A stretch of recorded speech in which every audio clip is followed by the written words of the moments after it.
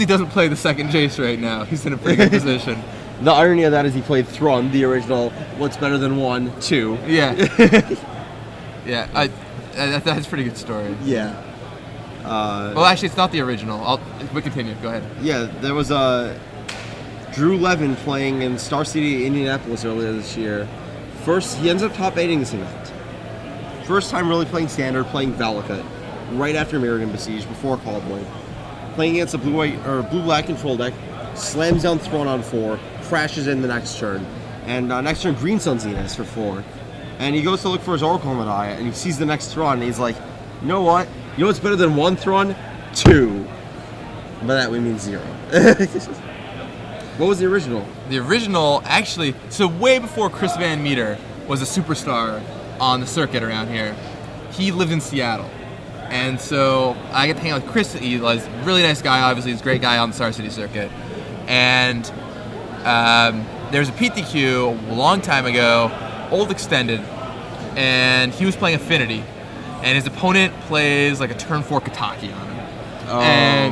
And Chris is like, oh man, like, I don't know how I'm ever going to beat you. He just taps all of his lands, like loses some of the permanents, says go. His opponent's like, just wait till you see my next play. Kataki number 2. And then both his Kataki's dead. I think that Phil Cape may have done the same thing to someone. And it's pretty insane. I wonder, I haven't mentioned that story to Chris for a long time. I'll have to talk to him about it next time I see him.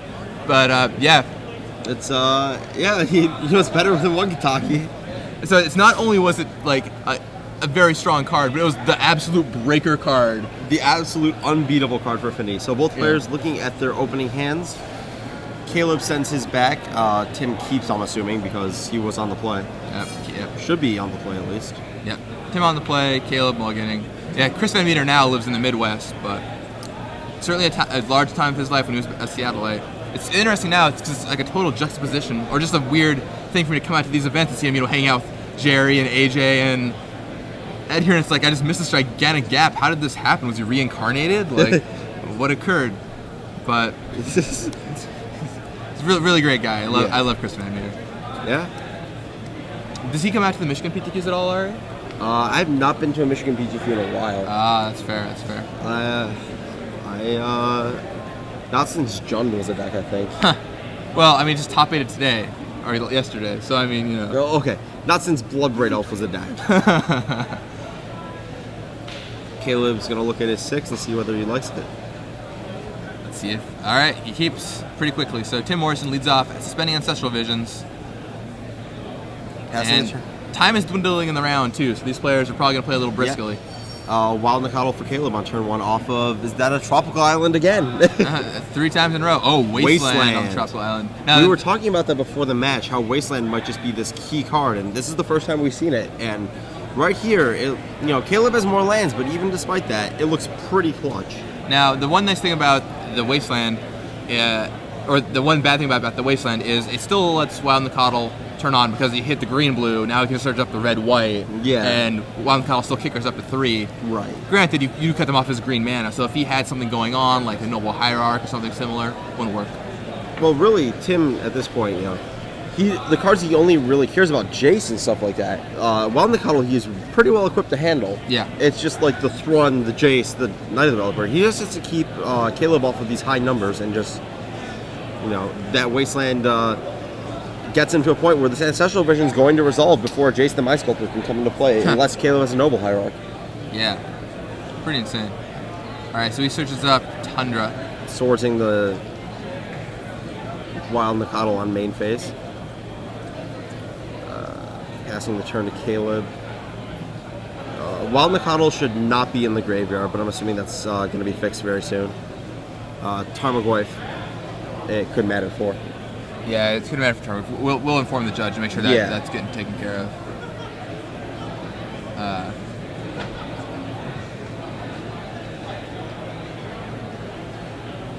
Let's see. In the meanwhile, what do you think Caleb's going to cast this turn? Hopefully not a Tarmogoyf. Yeah. Oh, they're fixing it right now. Fixed. There we go. Alright, so they fixed that. Tarmogoyf is now back to its correct toughness while it's in Caleb's deck, which is a 1-2. Yep. Good old Squire. No, 2-3. Oh, sorry, they didn't miss the Swords of Plowshares. Elvish Goyfier. Elvish Goyfier. Grizzly Goyf. There's Vastwood, Goyf, and we're going all the way up the curve. I don't know what a 7-8 is. I'll think of it later. Caleb brainstorms. Has to brainstorm after fetching, which is a little bit awkward here. Is 6-7 Liege of the Goyf? Ooh. Or sorry, Chancellor of the Goyf? Is 6-7? Yeah? I think there's a vanilla 6-7. Or is it 5-6? I don't remember. Anyway, Caleb brainstorms and puts some cards back, and then Tim's going to take the opportunity to brainstorm. Not in response to Caleb's, interestingly enough. The players here have a 2-minute time extension for those of you interested in the round time. Yeah, just because of the Nkala ruling combined with the fact that their match started a little late. Another wasteland for Tim strikes down the second tropical island for Caleb. Looks like Tim has the Sword of Fire and Ice and a Jace in hand, so going late, he should be okay if you can get this Jace to stick. And that Vision's on suspense next turn. That is going to be very huge. The recurring theme, again, you're going to see in all these sort of non-broken deck matchups, you know, fair deck versus fair deck, the key is just going to be card advantage, you know. It's kind of weird to think of it, you know, Legacy, you don't really think of all these cards, you know, think of all the explosive starts, but, you know, it really just is about card advantage in a lot of these matchups, you know. Just don't 2-for-1 yourself and, you know, have these cards that are, like, your Knight of the Reliquary is worth at least 3 of their cards usually if it's not swords. So, Caleb plays a Noble Hierarch. Okay, and now Ancestral Visions is going to unsuspend. Tim draws Path to Exile. Looks like another Jace. Plays a Mishra's Factory.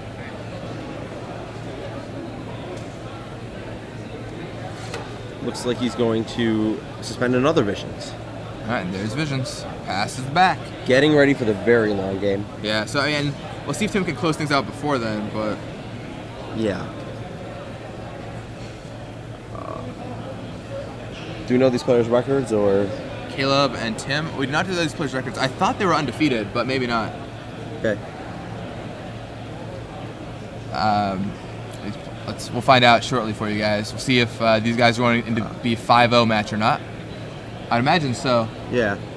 Just wondering, looking ahead, maybe if it goes to time, whether there's any going to be talk of someone conceding to the other person or anything like that.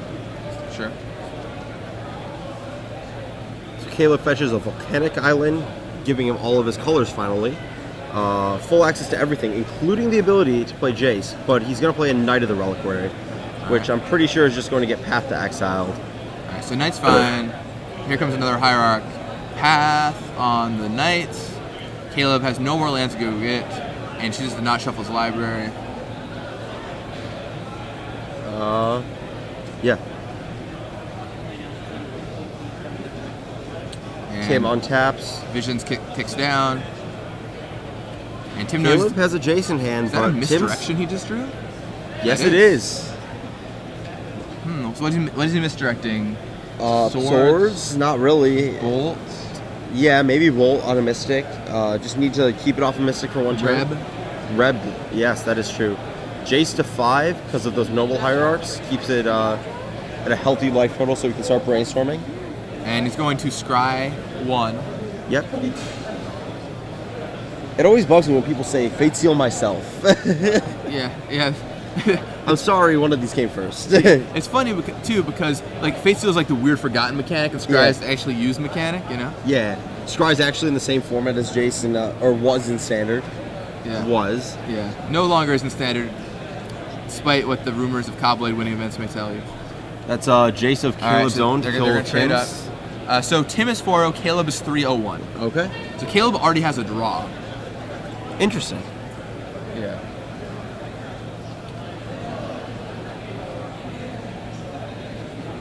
So Caleb is not going to want to take another draw here.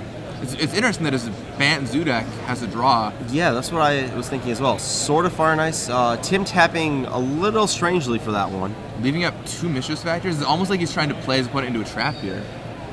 Maybe he wants to be able to block, potentially? Maybe he's just worried about blocking and doesn't really care about the mana, but I don't really know here. Maybe he leaves at 2 Mistress Factories, so if Caleb has Wasteland, he can't No, he can still wasteland it whenever he wants. Green Sun Zenith for 2. That's probably going to get a Pride Mage, I'd assume, at this point. Yeah, Pride Mage is what or a Tarmogoyf, I guess, if you always want a big dude. But with assuming the Sword of Fire and Ice, I think Pride Mage is the plan.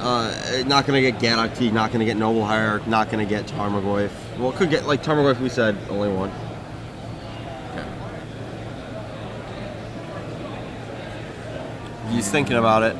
Legacy Open players, that is time in the round. Active player, finish your turn, and you have 5 turns remaining. Checking. All right, so they're checking graveyards. Time was just called, but players have a 2-minute extension due to a life total discrepancy, Tower of the Magistrate ruling, very small things here and there. Wild Nikotl in the graveyard. Yeah. 2 extra minutes. Gets the Kasali Pride Mage. Looks like this one's also going to head to turns. Yeah, and I don't know if Tim Morrison's going to be able to close it out in time. That Sword of Fire and Ice will help, but I don't think that Sword of Fire and Ice is going to live. If Caleb thinks he's going to lose, he's just going to blow up the sword immediately. Yep. And there's a Wild Nikotl. Yep. Caleb might be able to win this game, but I don't know if Tim can. Caleb's last card is Lightning Bolt, so we'll see. If he has Stoneforge, Mystic, or Batter Skull, things could change up. Well, that misdirection is going to be brutal, though. All right, Brainstorm results for Tim Morrison. Tim chooses to play his fetch land first. I don't know about that, depending if you draw like a Mystic and then put cards back and then play the Mystic, but he found a Jace. And a Swords. Swords. Pretty good stack. Yeah, pretty reasonable. Just looking at this.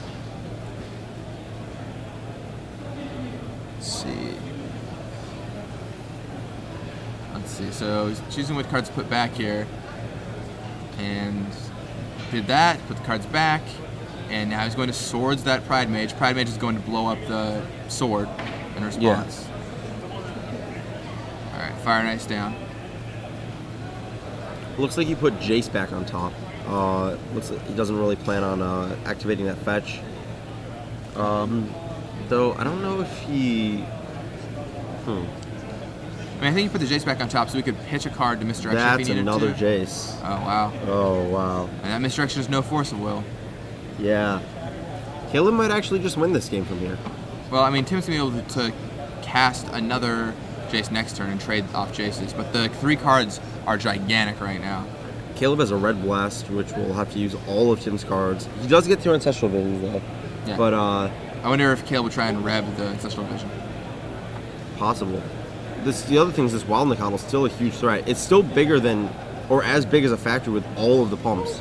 Well, he's got 3 factories. Right, but that's only a 5. He has 2 Noble Hierarchs. Yeah.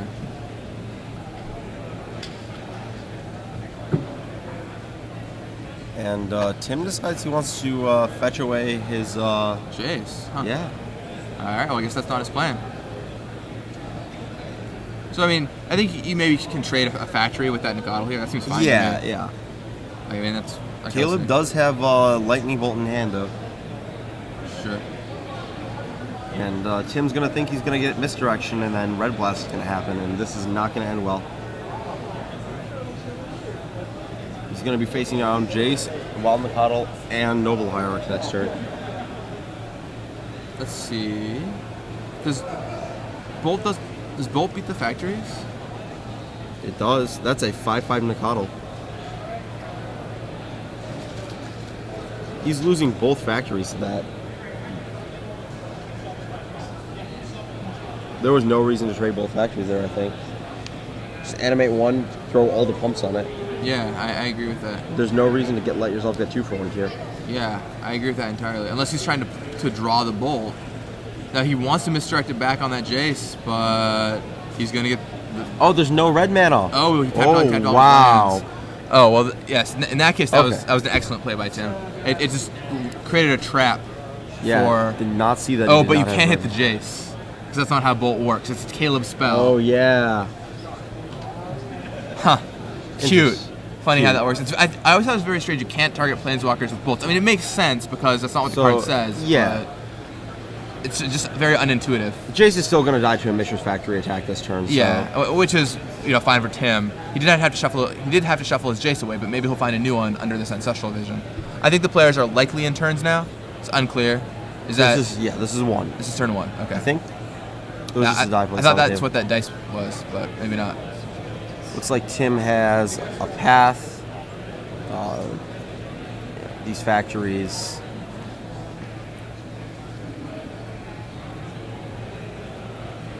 You do not need to do that. You just need to send one in. Costs one less if you don't animate the second one. All right, and Jace is gone. All right. Looks like he's got a spell snare and a path in his hand, and a Right. swords. And so there's 2 hierarchs you might have to worry about a little bit, but Yeah, I'm as much as he has to worry about any creature, I guess. no. The 2-3. Caleb has a red blast in hand. I can see this going easily to another draw. Yeah, it seems likely we'll get a draw here. We'll see. It depends on what Tim draws, but after Tim untaps and has both factories untapped, Yeah. or if he already has one factory untapped now, he can turn it into a 2-3 when he blocks. Yeah, seems like it favors Tim, but maybe just slightly with the triple factory. I mean, neither of them really have I don't think. Oh, neither reliquary. Okay, we'll just Well, go that's swords not gonna. then. Yeah, that's gonna die. Path it actually is what he's gonna do. Oh no, he doesn't want a path because Caleb doesn't have a shuffle. He wants the swords. He did not shuffle after that brainstorm. I think he would like to not path because Caleb now uses brainstorm as a real shuffle. Yep, and he does. Does Tim think that he can kill Caleb in turns? 'Cause I don't think he can. Well, I mean, he does have 6 points of power just on those factories alone. That you need still another 4, and you need to do it both turns. I don't think there's a way to do it. I mean, assuming they're in extra turns, I thought that's what that dice was. Yeah, so did I. If they're not, then this makes sense. But I mean, even then, Caleb's going to probably draw something of substance yeah. at some point, sooner or later, within the next couple turns. Well, he doesn't really have that long with 6 points crashing in every turn. No, I mean, he still has 3 turns. Yeah. 2. It takes Tim 3 turns to do it, but Right, Tim 3 turns to do it. Caleb gets 2 draw steps. yeah. That looks like a batter skull. Oh, that is a batter skill. All right, let's see what Caleb draws. Tap, draw. Tarmogoyf. Still has Reb in his hands. Yep. Probably both players are going to be hellbent after this resolves. Or I'm assuming that the swords goes to the Tarmogoyf. Yeah, that gets rebbed. So Tim tries to spell snare. The Tarmogoyf Elemental Blast counters the spell snare. Path the Goyf. Looks like Tim drew a mental misstep. And they're counting, I want to say that Goyf is 6 or something like that. Well, they definitely have Planeswalker. Do they have artifacts or enchantments? They have artifacts because of the sword, right? 5, 6, but no 6, 7. It's 6, 7. Missing tribal and enchantment, I believe. Okay. You have creature from the Pride Mage, artifact from the sword, land, instant, sorcery, easy, and then actually, is there a sorcery? Ancestral Visions, yes, and a Planeswalker from Jace. Yep. All right. So looks like Caleb's going to gain 6 life, and then I think Tim's going to probably activate some factories and get in there, or activate a factory and get in there. Oh, or not. Just goes in for 4. It's playing the safe route. Chooses to not take an extra 4 damage. Once again, I'm not quite sure where they are in turns. I thought that they had already gone in turns by now, but maybe not. Yeah.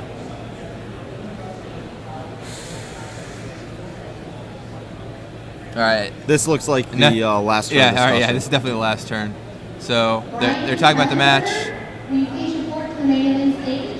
Brian Kelly. Well, either will you concede to me? Will you concede to me?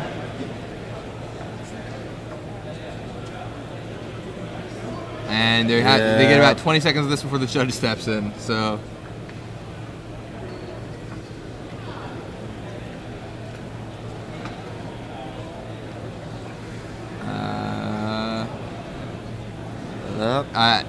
I would guess it'll likely end in a draw. Yep.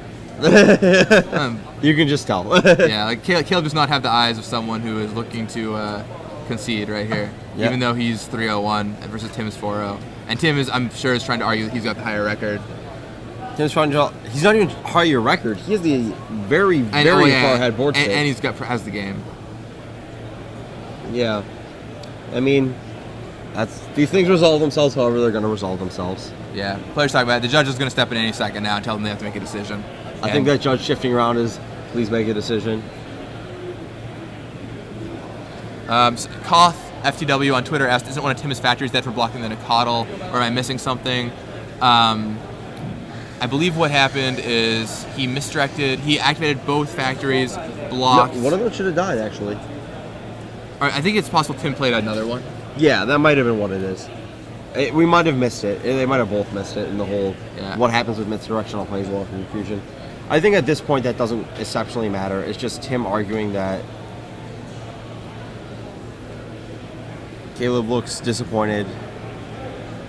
Tim looks... Well, we'll see the match slip in a second. All right, I'm pretty sure that's just a draw. It probably is. Let's see. Looks like a... No, that is a 2-1 for somebody. Oh, someone conceded to the other. Can't quite make out who. I wish we had a zoom. If only. If only. Looks like Tim Morrison gets it. He's number 2 on the match result. He signed second. Sorry, number 1. Caleb signed second. Yeah, it looks like Tim does. So X11 for Caleb is probably not much different than X02. Right. So it probably is just better for, more. Not, I wouldn't say better for both of them, but it's more probable that both of them end up in top 8 if Tim is 5-0 and Caleb's 3-1-1. Because Caleb still has to win all his rounds to make top 8 either way. And Tim has to win one less round this way. Yeah. Possibly 2 less, but. So Caleb concedes, and Tim Morrison ends up taking the match. It's also interesting that down the line, Tim Morrison, looking into the last rounds, might be able to play out extra rounds. Yeah, I did help out Caleb. Hey everybody, back in the booth. I'm Gavin Verhey, joined here by Ari Lax. We're in Cincinnati, Ohio, and we are heading into round 6 of the Star City Games Open Series Legacy portion. We saw the standard portion take place. It's in the books.